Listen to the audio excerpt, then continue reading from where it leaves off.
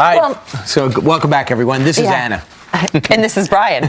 President Obama in Saudi Arabia today. Yep, he was back there in 2009 when he bowed before King Abdullah when he was a new president. So what can we expect today, and what was the significance, if anything, of that bow? A Fox News poll reveals that the highest majority now feel that President Obama is not a strong and decisive leader at a time in which we need one. And joining us now is Dr. Zuhdi Jasser, president of the American Islamic Forum and Democracy and author of A Battle for the Soul of Islam, an American Muslim patriot's fight to save his faith. Good morning. Thanks for being with us. Good morning, Ann. It's nice to be with you. Now, earlier this week, we saw the president remind the world, some say of our weakness, that we have a leaner military. What does he need to do while in Saudi Arabia on this trip to kind of tell our adversaries and our allies that we still hold weight here? Well, we need to be a country and have a president that's based in principles and moral leadership, that it's not just about, and certainly we have their attention now because it is about Iran. It is about balancing the power in the Middle East and not letting Iran get nuclear weapons. And there's no greater friend right now than the Saudis. But on the other hand, the Saudis have been some of the world's greatest offenders of religious freedom, women's right, free speech, apostasy. Tell them they need to build a church. They need to allow a opening of their society and respond to the people's movements and have an Arab awakening. But unfortunately, the reason the polls are so low, President Reagan's polls were much higher because as we negotiated with the Soviets, he reminded them about Natan Sharansky, about prisoners of conscience. And President Obama needs to remind them about Raif Badawi and other prisoners of conscience in Saudi Arabia while we have their attention right now. All right, but Dr. Jasser, this is totally different conversation. We're going there because they're mad at us. Saudi Arabia feels we've left them in the dust and we're kissing up to Iran. Do they have a point, and should we care that they're mad at us?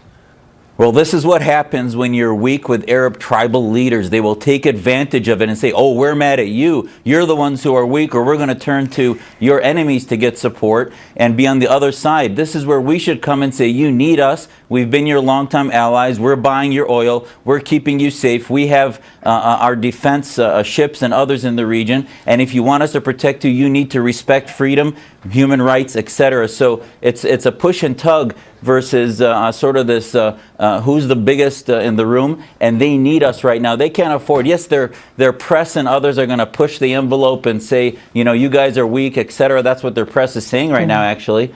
But we need a strong president who can get on top of that and say, we're going to help you only if you advance human rights and religious freedom. And Dr. Jasser, the video that we showed of him bowing the last time that he was there, an aide actually said he wasn't bowing, he was just shaking with both hands, and he's taller, so he was leaning over. Are we symbolically somehow going to be bowing in Saudi Arabia again?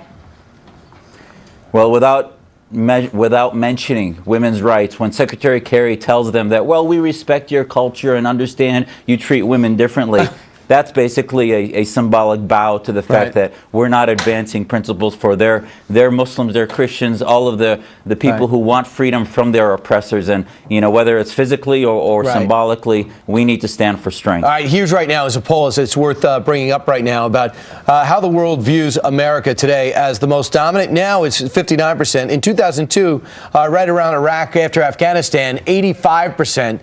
Now we're at 34% according to other countries that could emerge. So that's how we're viewed. That can quickly change. We also know that's not accurate. We're also going there with a message. The message is, hey, we are finally ready to fund the rebels in Syria, the Free Syrian Army. Is that the right message at the right time? Do you agree with it?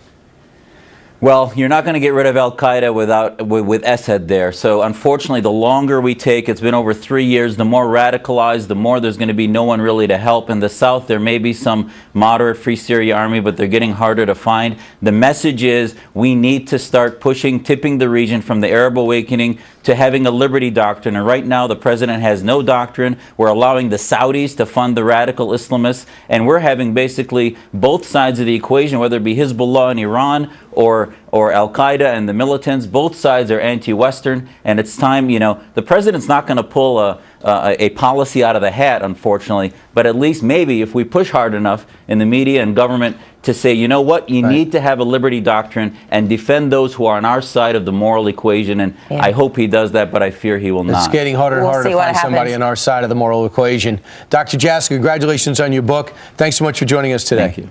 And Clayton Tucker and I Thanks, will have Brian. developments from Saudi Arabia tomorrow on Fox & Friends Weekend.